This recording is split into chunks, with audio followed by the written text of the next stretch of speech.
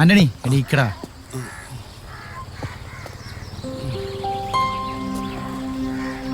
എടാ പത്താനെ, നീ എന്താ ഇവിടെ?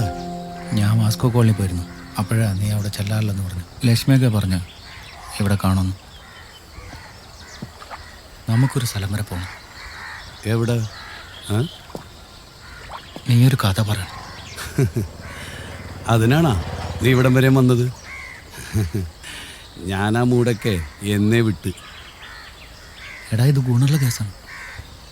ഒരുപാട് പടം ചെയ്ത IP സാറാ കാണണമെന്ന് പറഞ്ഞു.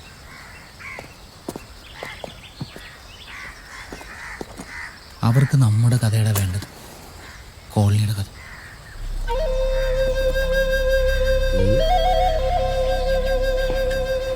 അതൊന്നും ശരിയല്ല.